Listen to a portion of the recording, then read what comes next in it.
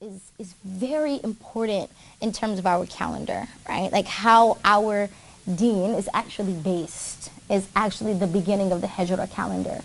And it has to do with, because for us, our calendar is not based upon someone's birthday, right? It's not based on the day that they're born or the day that they die. Actually, it's not actually singularly person, right? That is the reason for our beginning, for where we begin to mark time.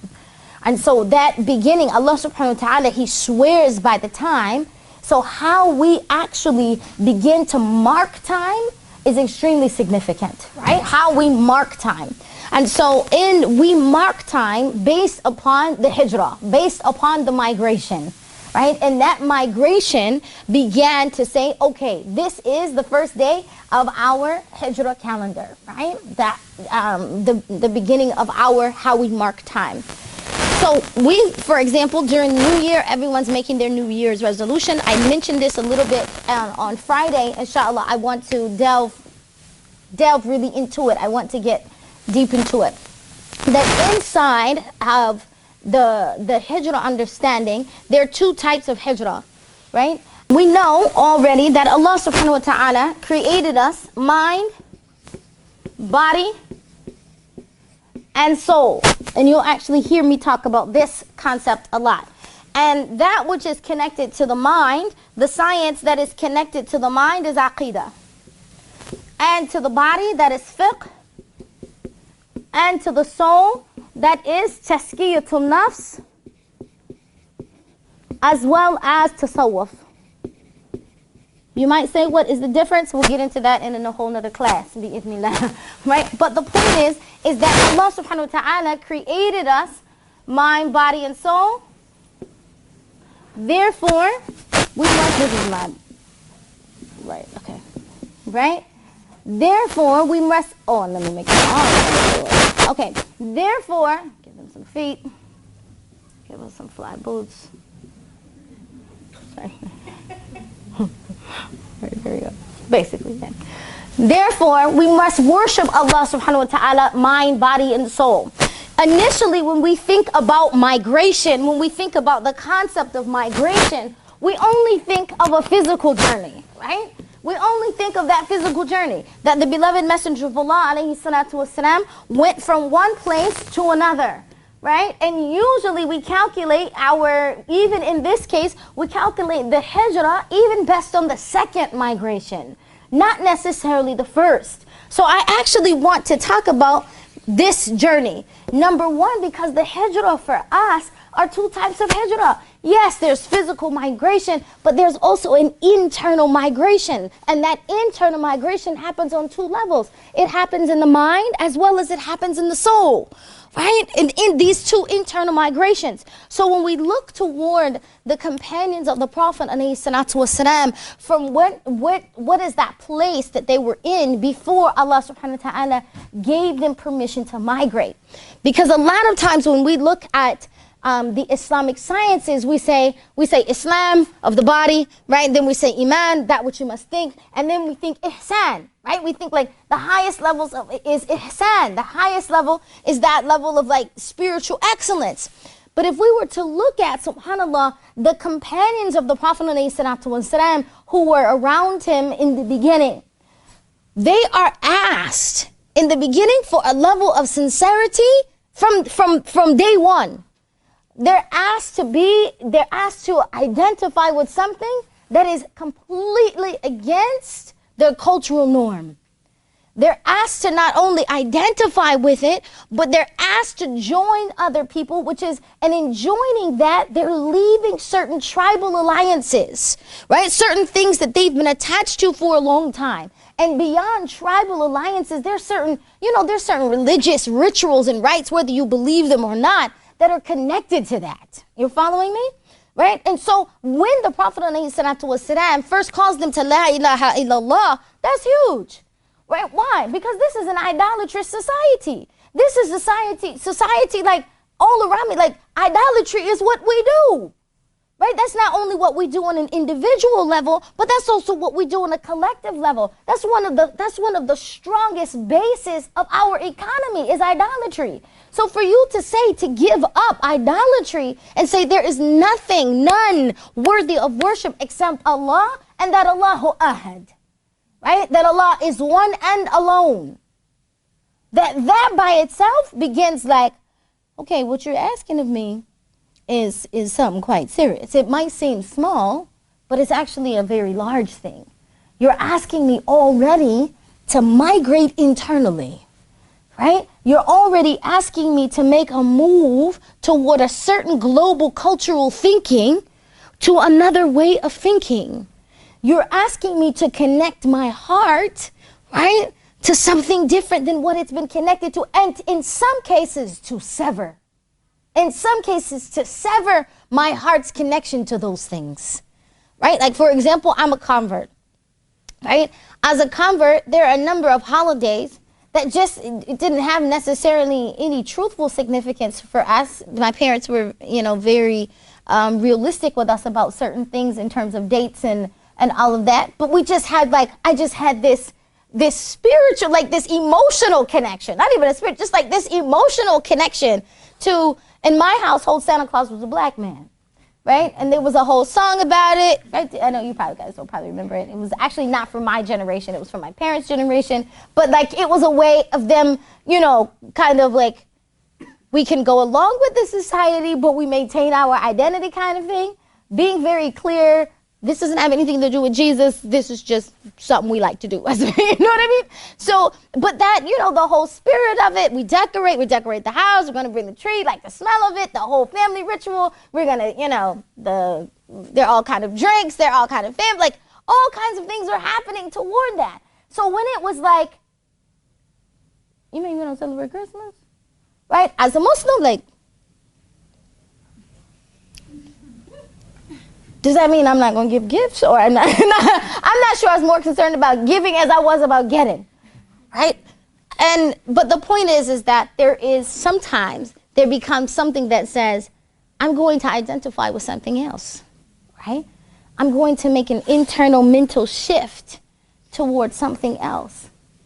And so in this understanding of La ilaha illallah, Muhammad Rasulullah sallallahu alaihi wasallam, that mental shift begins to happen and it begins to change worldview. But not without, and it's not easy. I want to go really fast in terms of where they were initially.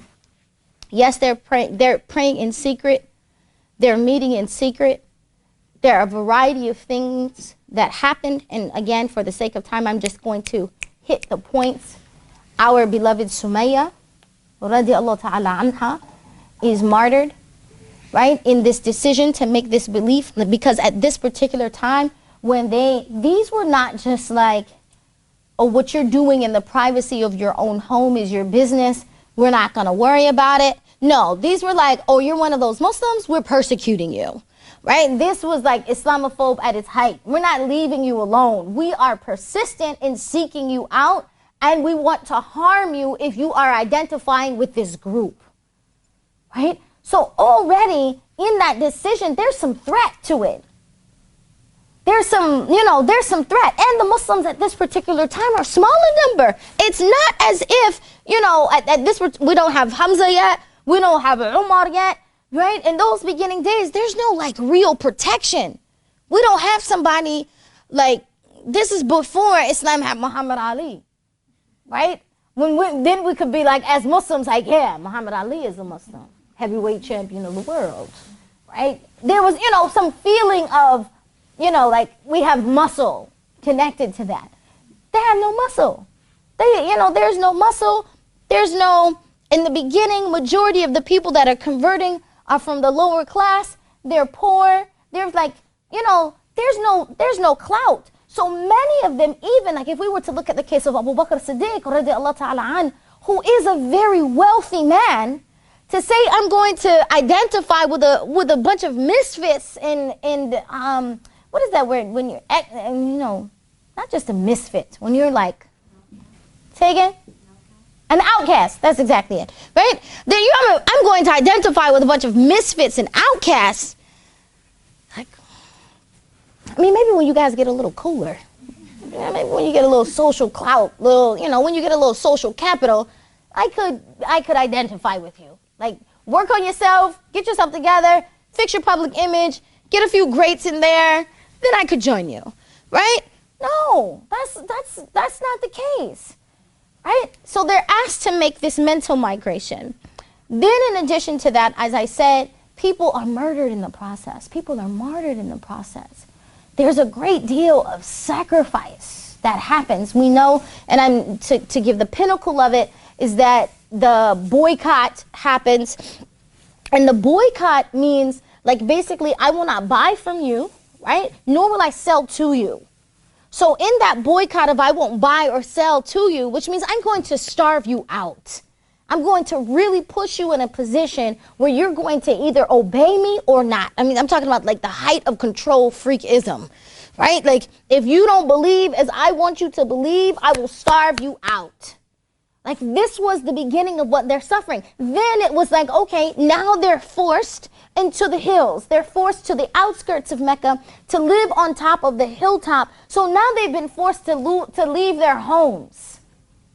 So from the beginning, I want us to recognize the level of sacrifice that they already have.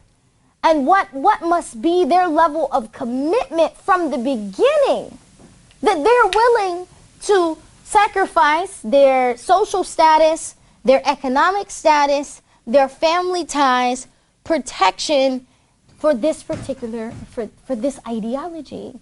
To say, La ilaha illallah Muhammad Rasulullah. So from the beginning, they're starting from a position of great excellence that most of us today have yet to even, like, we're contemplating. I don't know if I can make that level of sacrifice, right?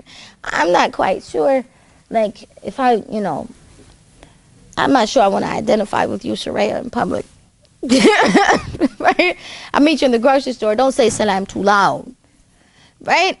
This becomes we are oftentimes even uncomfortable, right? With even being able to identify with a level of a level or a particular group. We are uncomfortable with that level of identity, that level of sacrifice, right? And I want us to understand this was no small feat mentally. Right? This is no small feat. Especially, it's like, since I've come into this faith, I've met nothing but challenges. Since I came into the door, it's been about exile, persecution, you guys are trying to sniff us out. It's been, so what level of iman, what level of attachment to love of Allah and love of the Prophet ﷺ did they have to have in order to hold on to their faith in those kinds of times, right? In that kind of time. So that's what, spill the beans, that's what the real hijrah is. The ultimate hijrah is not just what you're walking away from, but it's what you're walking toward that makes it that migration. What is it? That you're saying, I choose to walk toward Allah and His Messenger, right? And that, and that understanding, that choice to say that I walk toward Allah and His Messenger is more important to me than anything else I'm walking away from, right? And so in that internal migration, so Allah subhanahu wa ta'ala actually gives them a mercy when He reveals that He gives them the opportunity to migrate, right? But something very interesting happens, like we know after Isra and Miraj, after the year of sorrow, when the Prophet ﷺ loses Abu Talib, loses his beloved Khadija, radiallahu ta'ala an. Khadija goes from this wealthy woman with high status to actually she dies in a very poor state. So we're not going to, her level of sacrifice is intense. And then the Prophet ﷺ was granted Isra and Mi'raj. But here's the thing about Isra and Mi'raj. He's on that journey. We all benefit, right? We all benefit. That's another class, Isra and Mi'raj. We all benefit, but that journey's for him, right? There's something that Allah subhanahu wa ta'ala is doing to heal his heart. What does the ummah benefit from it? Humiliation in the beginning. First, we benefit a lot more. We get salah and all those other things. But this class is not about Isra and Miraj, right? For example, when the non-Muslims come to Abu Bakr Siddiq radiallahu ta'ala anhu, and they're like laughing, they're like cracking up, right? And as they're cracking up, they're like, did you hear what your prophet said today? And he's like, no, what did they say? Hey, what did he say? And he's like, he said that he traveled to Jerusalem in a night, and he traveled through the 7 heavens, right? And they're cracking up laughing. And he says, if he said it, then it's true. If he said it, not if you said he said it, but if he said it, then it's true. Look at the level of yaqeen, the level of absolute certainty. If he said it, then it's true. I have no doubt about that. I'm not wavering. You can laugh. You can laugh till your teeth fall out. If he said it, then it's true. Right? What happened after that? I want us to look at how in the hijrah, Allah is purifying their heart. So in the first migration, they get sent where? They get sent to Abyssinia. This is where it gets juicy, if you ask me. They get sent to Abyssinia. In Abyssinia, this is the first time, right, that anyone basically, at this particular time in Mecca and Arabia, those who are Ethiopian, those who are Abyssinian, are known as pretty much the slave class, right? And so now, Allah subhanahu wa ta'ala is telling them, and the Prophet is telling them, you want me to go to the land that we stole their people and seek refuge in their land and in their king? Look at the level of face your sin. Look at the level of ownership. Look at the level of humility. Not only does the Prophet ﷺ tell them there's a righteous king there, right? Questioning there's a righteous king, which first of all, the fact that he's a king, we got to address that one, right? He's a righteous king. We're going to seek help. We're going to seek not only, and let me be clear about this allyship. Because at this particular moment, we like to talk about how they built this allyship. The Muslims are not in a position of power. This is an allyship.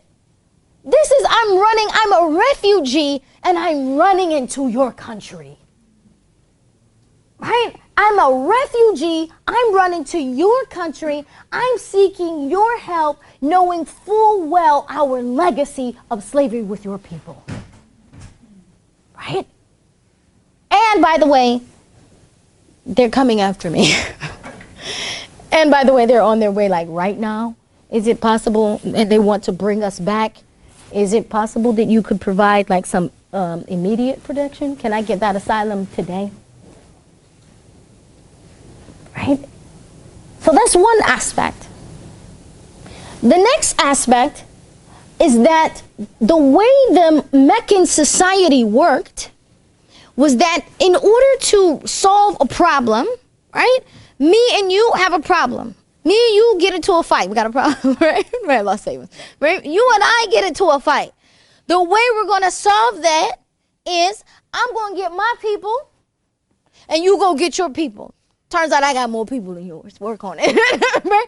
I go get my people and you go get your people, and basically whoever wins, whoever physically overpowers the other, that's who's going to have the upper hand. This is not a system of civilization. This is not a system of government. This is not a system of justice. Right?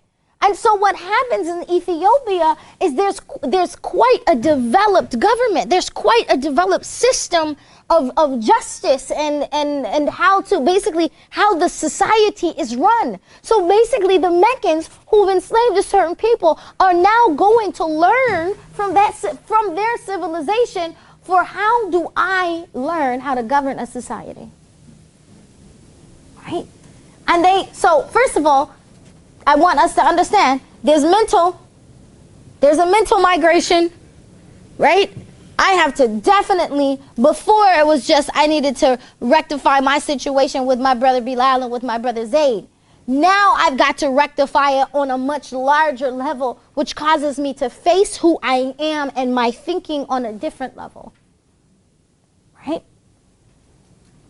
Then, when I'm looking at this civilized society, if I ever thought that you were ignorant, it's being proven untrue. And for whatever lie I believed about you, I'm finding out the truth of it.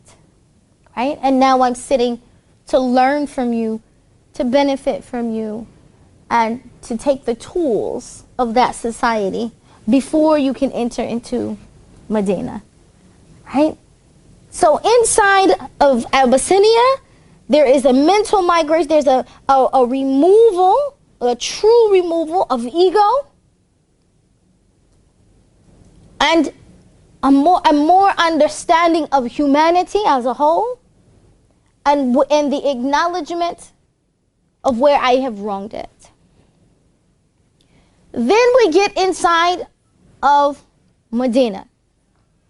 Medina, of course, when we think of Medina, we're like, this is such a beautiful, like everybody loves Medina. It's calm, it's clean. When they get into Medina, that subhanAllah, there are a couple of things that are happening.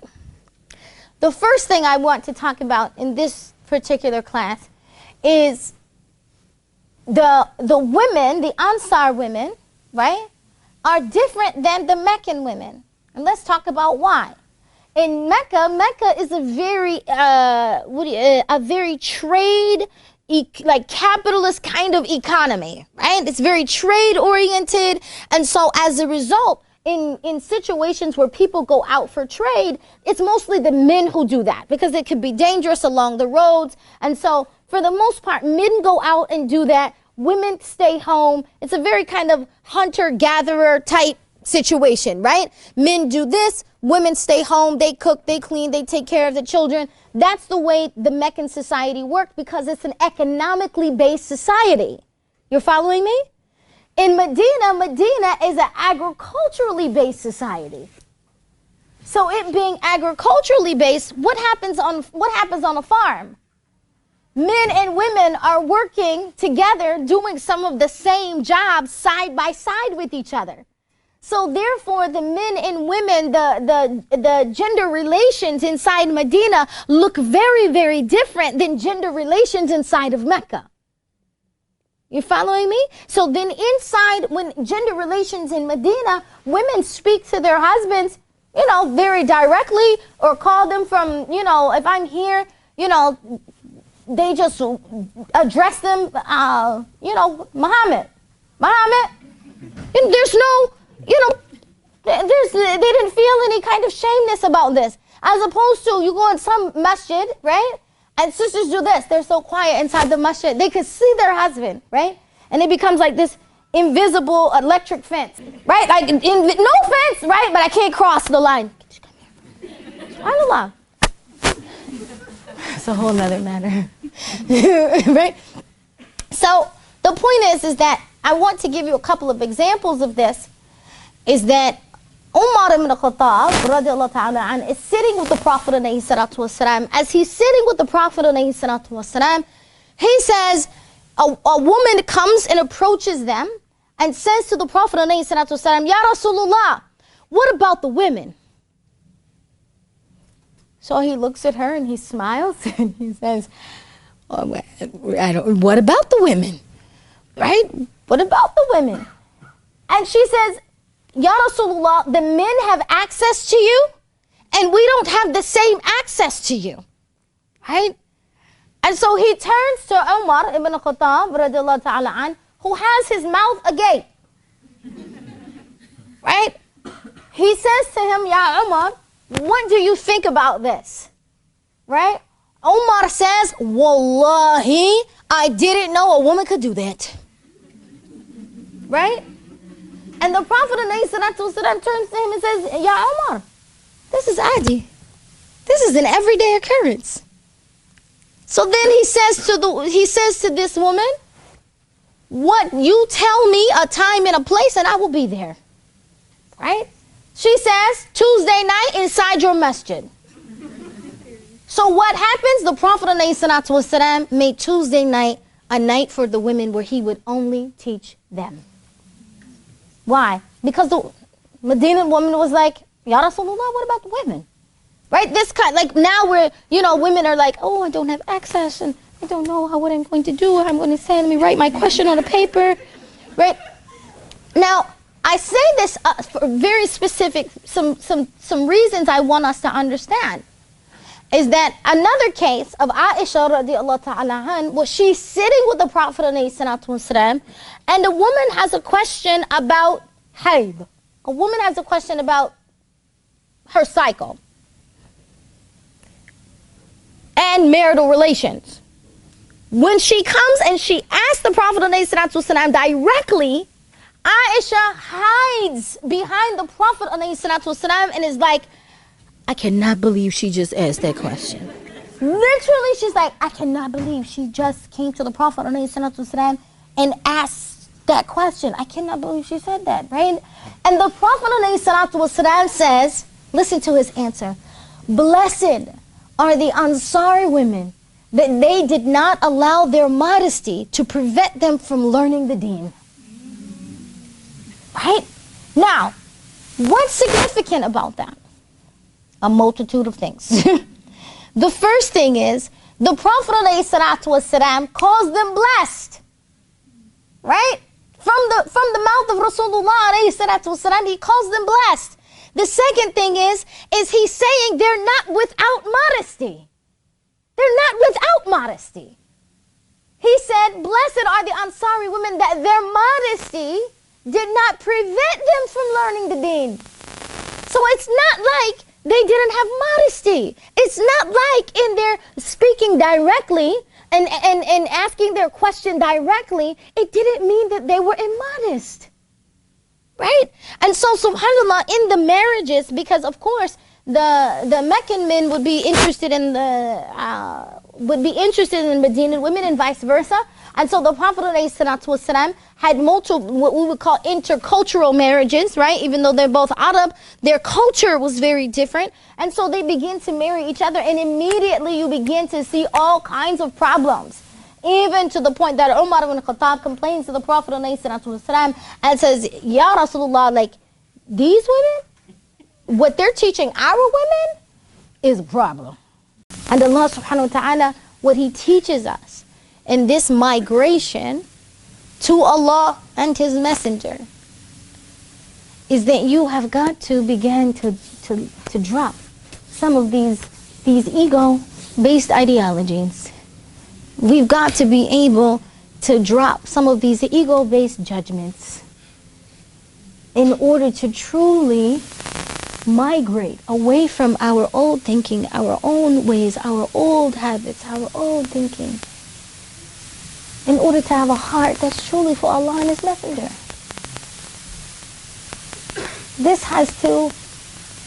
We have to grow. We have to grow. And so in this hijrah, this year, in the month of Muharram, trace your own footsteps from last year to this year. If you were to say last year this time to this year this time, are you closer to Allah and his messenger, or are you farther away?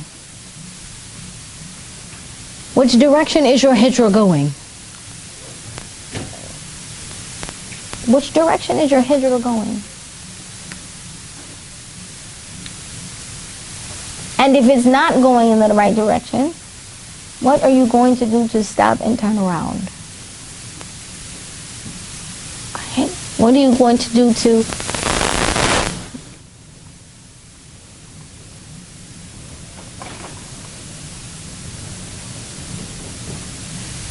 recenter where you should be going, where you should be headed?